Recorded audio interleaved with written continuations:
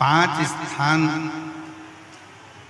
शिव महापुराण में बताए गए हैं। जिस जगह पर बैठकर प्रार्थना करी जाए, निवेदन किया जाए तो व्यक्ति खाली नहीं रहते।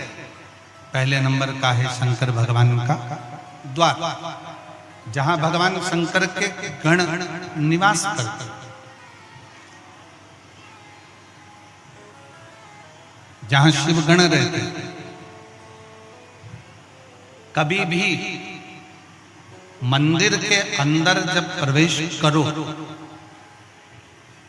मंदिर के अंदर जब भी जाएं, मंदिर में जब भी प्रवेश करें तो एक बात अपने हृदय में रखो कि शिव की जो चौखट है, शंकर के मंदिर का जो दरवाजा है, चौखट है, उस चौखट पर, उस द्वार पर अपना हाथ का स्पर्श कर कर उसको प्रणाम जरूर करो, उसको निवेदन जरूर करो, उसको नमन जरूर करो। उस चौखट को प्रणाम करिए, उस चौखट को नमन करिए, उसको प्रणाम करिए। पहले नंबर पर है उसकी चौखट का प्रणाम। भगवान शंकर के मंदिर की चौखट को प्रणाम करिए, नमन करिए।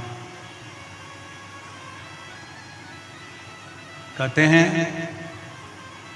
शिव मंदिर के चौखट का, दरवाजे का, द्वार का दर्शन मणिभद्र, जो शंकर भगवान के दरवाजे का द्वारपाल है, मणिभद्र जो शिवजी के दरवाजे का द्वारपाल है, दरवाजे का दर्शन करने वाले को मणिभद्र अपनी ओर से, शिव आज्ञा से कुछ ना कुछ देकर भेजता जरूर है, खाली नहीं भेजता है।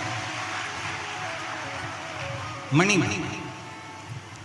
दूसरे नंबर पर नंदी हॉल।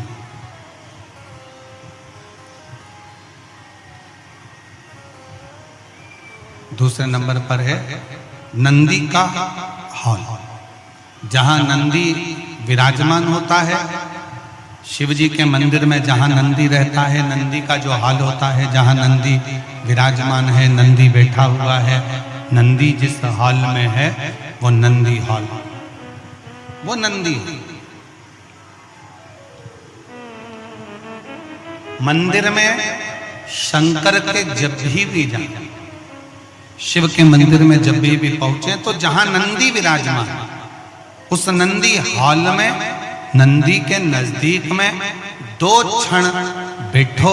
नहीं बैठ सकते तो नंदी के कानों में अपने मन का भाव कहकर श्री शिवाय नमस्तुभ्यम कहकर, ओम नमः शिवाय कहकर, या षडाक्षर मंत्र ओम नमः शिवाय, पंचाक्षर मंत्र नमः शिवाय बोलकर फिर वापिस नंदी। एक पत्र है,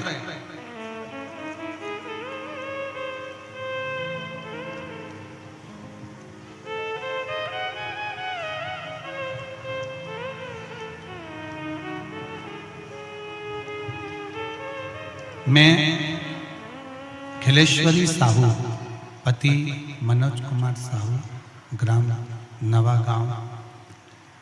खिलेश्वरी साहू, पति मनोज कुमार साहू, ग्राम नवागांव, भावगीर, जिला कांकेर से हूँ। कहीं बैठे हो तो हाथ हिला सकते हैं। अगर कहीं बैठे हो तो हाथ हिला सकते हैं। वापिस हाथ हिलाइए। खिलेश्वरी साहू कहीं बैठी हैं? अच्छा, आप ही हैं, आ जाइए, एक बेलपत्र ले जाइए, आ जाइए। खिलेश्वरी साहू, पति मनोज कुमार साहू, ग्राम नवागांव, भावगीर, जिला कांकेर से हूँ। मेरा बेटी का विनीता साहू ने कई बार कंपटीशन एग्जाम दिया, लेकिन उसमें सफलता नहीं मिल रही थी। फिर टीवी में आपका कार्यक्रम देखकर शिवजी पर 1 लोटा जल चढ़ाना प्रारंभ किया और बेलपत्र में शहद वाला उपाय किया। गुरुजी शिव मंदिर की चौखट, शंकर का द्वार कभी खाली नहीं लौटाता। अक्टूबर 2023 को मेरी बेटी को बाबा की कृपा से स्वास्थ्य विभाग में नौकरी मिल गई है और स्वास्थ्य केंद्र चिंतापुर, जिला बस्तर में सामुदायिक स्वास्थ्य अधिकारी CHO के पद पर वो पदस्थ हो गई हैं। मैं बाबा को यहाँ प्रणाम करने के लिए आई हूँ, बाबा को नमन करने के लिए। शिव तत्व में आप शंकर जी की चौखट पर जा रहे हो, शंकर जी के दरवाजे पर जा रहे हो, शंकर की चौखट पर पहुंच रहे हो, शिव के दरवाजे पर जाकर विनय कर रहे हो, शंकर जी के द्वार पर जाकर निवेदन कर रहे हो, नमन कर रहे हो, तो बाबा बिना दिए आपको भेजेगा। एक है शंकर भगवान की चौखट, दूसरे नंबर पर है शिव जी का नंदी हॉल। शिव जी के नंदी हॉल में नंदी के पास बैठकर भगवान शंकर से आप अपने मन का भाव जब कहेंगे तो शिव उसको स्वीकार करें। नंदी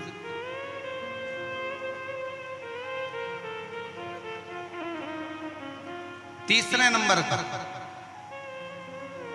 शिव जी के मंदिर के पास में जो कुआं हो, बावड़ी हो, तालाब हो, सरोवर हो, शिव जी के मंदिर के पास में कोई कुआं, बावड़ी, तालाब, सरोवर, नदी अगर हो तो उस सरोवर, कुआं, बावड़ी, तालाब और नदी के पास में 2 क्षण बैठकर शंकर के नाम का उच्चारण करने पर, शिव नाम का उच्चारण करने पर शिव देते जरूर हैं।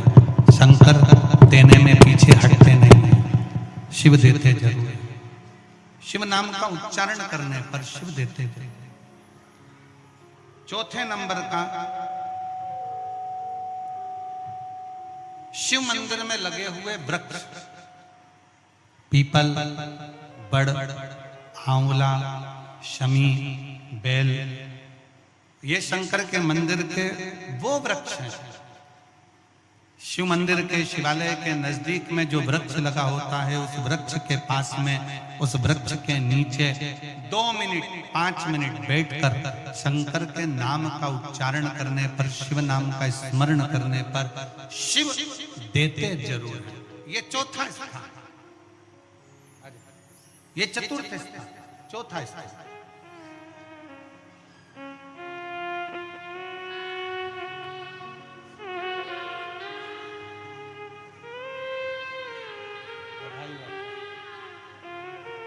एक बार जोरदार ताली बजाकर स्वागत करें जिनकी बेटी का जॉब लगा है।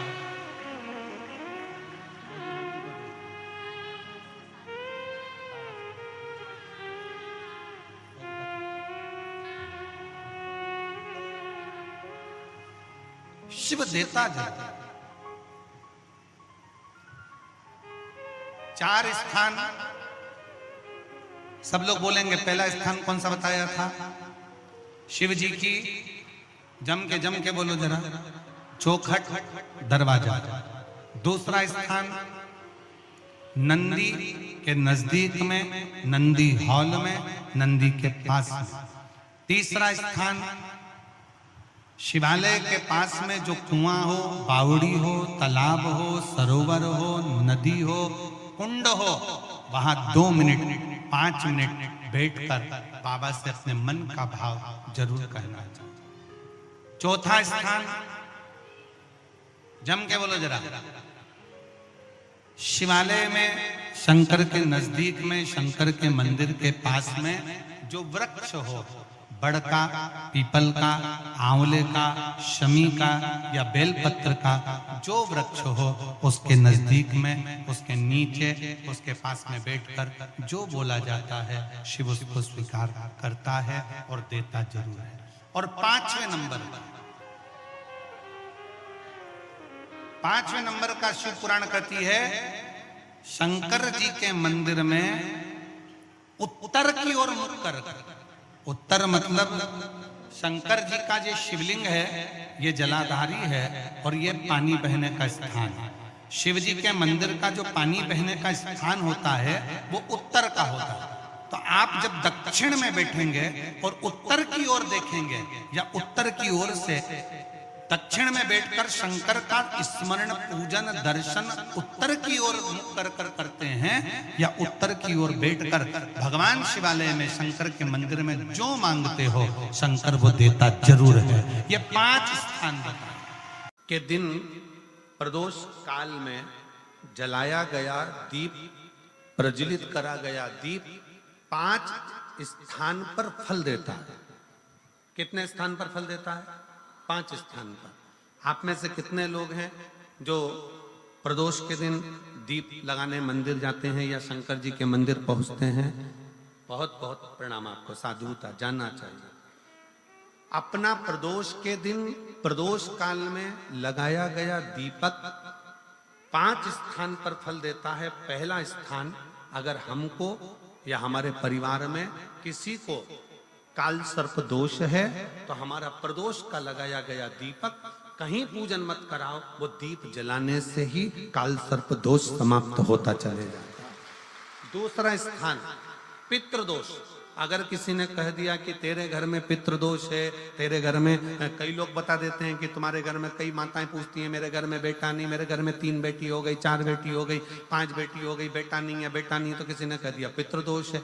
अब तुम शंकर जी की पूजन कर रहे हो, शंकर जी पे जल चढ़ा रहे हो, शिव की स्तुति कर रहे हो, तो किसी किसी की यहाँ 3 बेटियों के बाद, 4 बेटियों के बाद, एक माता ने तो लिखा है कि उसके यहाँ 2008 में उसके घर में लड़की ने जन्म लिया था, या 2008 में उसके घर में बच्चे ने जन्म लिया था, लड़की ने।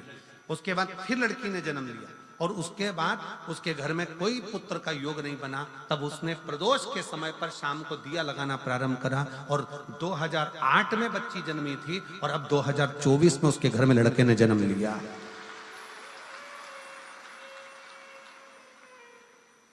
2024 में उसके घर में पुत्र ने जन्म लिया। वो बेटी होगी यहाँ पर कहीं ना कहीं, जिसके घर में बेटे, पहले की लड़की हुई, फिर 2 जुड़वा लड़की हुई, जुड़वा लड़की में से एक लड़की शांत हो गई, फिर आखिरी में बच्ची के कारण बस संतान प्राप्ति का योग नहीं बना। आखिरी में उसने फिर पुनः भगवान शंकर के प्रदोष काल में दीप जलाना प्रारंभ कर। कहीं बैठी हो तो हाथ हिला सकती हैं, अगर कहीं बैठी हो। कितना कितना विचित्र कर्म है, जरा विचार करिएगा कि प्रदोष काल का लगाया गया दीपक, प्रदोष काल, प्रदोष के दिन, प्रदोष काल का जो दीपदान होता है वो सरल नहीं होता, वो सहज नहीं होता। 5 स्थान की पूर्ति करता है। पहला, जम के बोलो, पहला स्थान किस चीज के लिए? काल सर्पदोष के लिए। दूसरा, पितृदोष। कैसा भी तुम्हें कोई पितृदोष बता दे, कितना भी तुमसे कोई कह दे कि तेरे घर में पितृ का दोष है, तेरे घर में ये दोष है, अगर आप प्रदोष के दिन, प्रदोष काल में, अर्थात सूर्य अस्त के समय के 2:45 तक का जो समय होता है, 2 घंटे के समय का, उसके अंतर्गत अगर आप प्रदोष काल के समय में भगवान शंकर को दीप लगाने के लिए अगर पहुंचे हो तो वो आपको फल देगा ही, पितृदोष का निवारण होगा ही। चाहे तुम कुछ करो चाहे मत करो, वो पितृ की शांति करा दे। दूसरे नंबर पर है पितृदोष। तीसरे नंबर पर है वास्तु दोष। हमारे घर का, अब एक बहुत सावधानी से श्रवण करने वाला विषय है।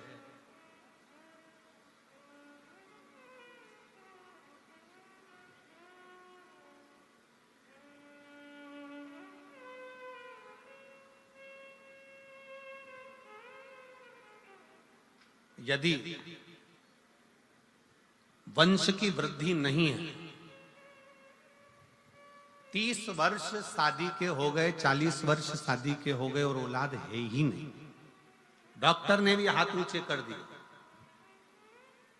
टेस्ट पे भी करवाया, IVF करवाया, सब कुछ तुमने करवा लिया, तो भी औलाद नहीं है, तब आखिरी में एक काम चालू करो। प्रदोष का दिन दोनों पति पत्नी व्रत चालू कर दो प्रदोष का, और प्रदोष काल में शाम के समय जाकर एक ही दिए में 2 लंबी बाती जानते हो ना, रुई की लंबी कपास की बाती 2, और दोनों बाती एक ही दिए में रखकर पति पत्नी दोनों उसको प्रज्वलित करना प्रारंभ करें। बाबा संतान देकर ही रहेगा, औलाद आएगी ही। दीप की जो बाती में अंतर आ जाता है, एक गोल बाती में और लंबी बाती में अंतर आता है, बहुत अंतर आता है। पितरों के लिए गोल बाती का प्रयोग बहुत कम होता है महाराज। देवी जी के लिए, माता रानी के लिए, जगत जननी के लिए गोल बाती का प्रयोग बहुत कम होता है महाराज। ध्यान रखिएगा, एक पितृ के लिए, एक जगत जननी जगदम्बा दुर्गा भवानी के लिए गोल बाती का प्रयोग कम होता है, लंबी बाती का प्रयोग ज्यादा होता है। क्यों? क्योंकि हमारे घर की कुल देवी और हमारे घर के पितर हमारे वंश की वृद्धि करें, इसलिए लंबी बाती रखी जाती है, जिससे हमारा वंश बहुत लंबा चले, बहुत उन्नति की ओर बढ़े, इसलिए लंबी बाती का प्रयोग किया। शिव महापुराण की कथा कहती है 5 जगह पर हमारा जलाया गया एक दीप जो प्रदोष के दिन प्रदोष काल में लगाया जाता है, 5 जगह पर भारी पड़ता है। पहले नंबर पर जम के बोलते जाओ, काल सर्प दोष। दूसरे नंबर पर पितृदोष। तीसरे नंबर पर घर का वास्तु दोष। हमारे घर में कितना भी वास्तु दोष है, कोई ने कह दिया यहाँ बाथरूम नहीं बनना थी, यहाँ पर शौचालय नहीं बनना था, यहाँ सीढ़ी नहीं बनना थी, वो सीढ़ी वहां बनना थी, ये सीढ़ी वहां बनना थी। तुम पूरा घर तोड़वा के देख लो, उसके बाद में जैसा वास्तु वाले वैसा करा कर देख लो, उसके बाद भी तुमको शांति नहीं मिले तो समझ लेना कि तुम्हारे घर में अब वास्तु दोष तो तुमने दिखाकर समाप्त कर लिया, फिर भी वो समाप्त नहीं हो रहा, तो प्रदोष काल का लगाया गया प्रदोष के समय का दिया आखिरी में वास्तु दोष को भी समाप्त कर देता है और उसमें भी फल प्रदान करता है। काल सर्प दोष, पितृदोष, वास्तु दोष। चौथे नंबर पर 1 रुपया कमाया, 1.25 रुपये खर्च हुआ, पैसा आया गया, ये चौथे नंबर का। व्यापार में थोड़े दिन दुकान अच्छी चली, थोड़े दिन बैठ गए, थोड़े दिन काम चला, थोड़े दिन बैठ गए, गाड़ी चली थोड़े दिन फिर बैठ गए, अर्थात हमारी फैक्ट्री थोड़े दिन चली फिर बैठ गए, कहीं ना कहीं तकलीफ, थोड़े दिन खाते थोड़े दिन रोते वाला चल रहा है। तो प्रदोष काल का, प्रदोष के समय का दिया इस दुख को समाप्त कर कर रेगुलर एक जैसी सांझी, एक जैसी लक्ष्मी की वृद्धि करते चले जाए, प्रदोष काल का। और 5वें नंबर का प्रदोष काल का दिया, प्रदोष समय का दिया 5वें नंबर पर रोग का निवारण करता, रोग निवारण।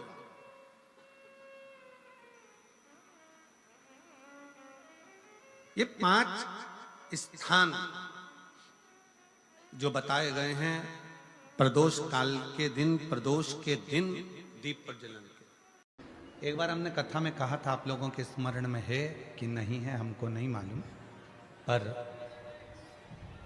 शिव महापुराण के इस सुंदर स्कंद भाग में, कौमार्य भाग में यदि आप पढ़ेंगे तो आपको मिलेगा, शिव जी पे चढ़े हुए जल का आचमन जो व्यक्ति रोज करता है उसकी वाणी सत्य होना प्रारंभ हो जाता। शंकर भगवान के बेल वृक्ष की, बेलपत्री का अगर कोई वृक्ष है तुम्हारे घर में, बेलपत्री का यदि कोई पौधा है, बेल वृक्ष है तुम्हारे घर के अंदर, तुम्हारे घर के बाहर कोई बेलपत्री का पौधा है, कोई मंदिर के बाहर बेलपत्री का पौधा है या बेलपत्री का वृक्ष है, कोई व्यक्ति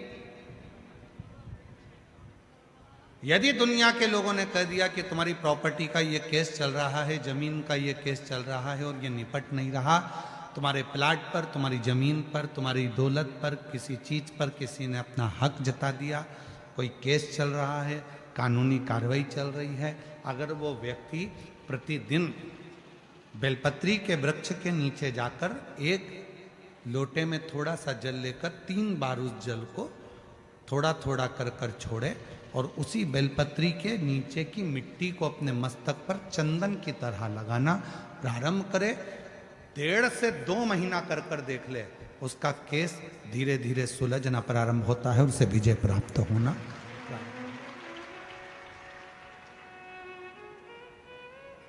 बेलपत्री के वृक्ष की साधना करा करो, कभी कभी करा करो तुम। माताओं से मेरा निवेदन और मेरी जीजियों से, जीजाओं से, मेरी बेटियों से, बेटाओं से, मेरे बुजुर्ग माँ बाप से निवेदन करूं, बेलपत्र के वृक्ष की साधना फल जरूर देती है, उसका प्रमाण है। देखो शिव साधना का फल मिलता है। हम कई बार कहे हैं मेरी जीजियों से, मेरे जीजाओं से, बेटियों से, बेटाओं से, मेरे बुजुर्ग माँ बाप से, कुछ मत करो, तो बेलपत्री के वृक्ष के नीचे भी आप लोटा भर के जल लेकर जा रहे हो तो 3 बार थोड़ा थोड़ा सा जल शिव जी को चढ़ाओ, और चढ़ाया हुआ जल जब गिर जाए तब थोड़ी सी मिट्टी को सिर पर लगाओ, बाबा से अपने मन की भाव कहो, श्री शिवाय नमस्तुभ्यं,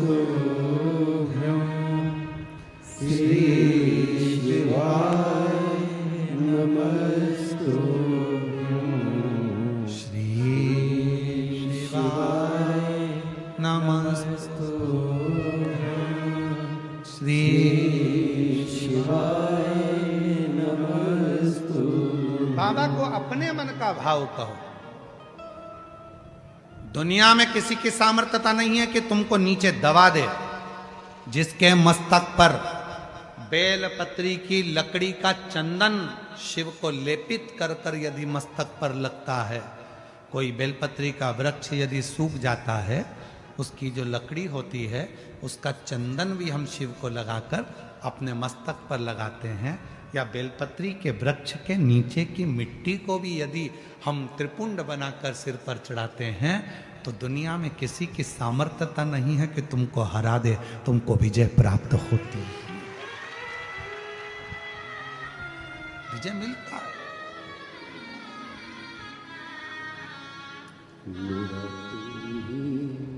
तो हम जिसे हर दर्द कहता हूं। किसी की सामर्थ्यता नहीं हो सकती।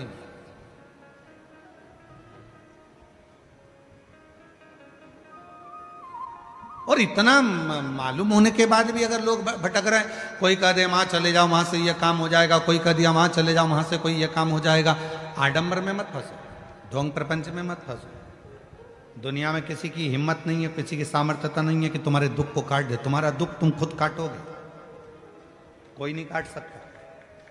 अपनी मेहनत अपने को करना है, अपना परिश्रम अपने को करना है, अपना दुख अपने को काटना है। हमने पहले भी कथा में कहा, अपने को खांसी आई अपने को खांसना है, अपने को छींक आई अपने को छींकना है। किसी की सामर्थ्यता नहीं है कि कोई दुख काट दे, खुद काटोगे। और खुद दुख कैसे काटोगे? एक लोटा जल, बोल बम का नारा है, श्री शिवाय हार। बस अपना भाव, अपना विश्वास, अपनी दृढ़ता को बढ़ाओगे, धीरे धीरे दुख कटता जाए,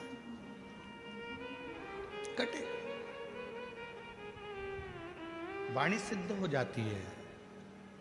जिसने प्रतिदिन भगवान शंकर पे चढ़े हुए जल का आचमन करा है, उसकी जिह्वा सिद्ध हो जाती।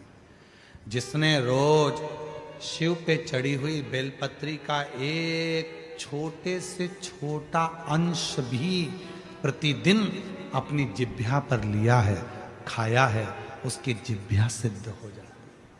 जिह्वा सिद्ध क्यों गुरुजी? इसका कोई प्रमाण मिलता है क्या कि जिसने बेलपत्री खाई हो और उसकी जिह्वा सिद्ध हो गई? जिसने शिव जी का जल पिया हो और उसकी जिह्वा सिद्ध हो गई हो? उसकी कथा चल रही है, चंद्रशेखर महादेव की कथा चल रही है।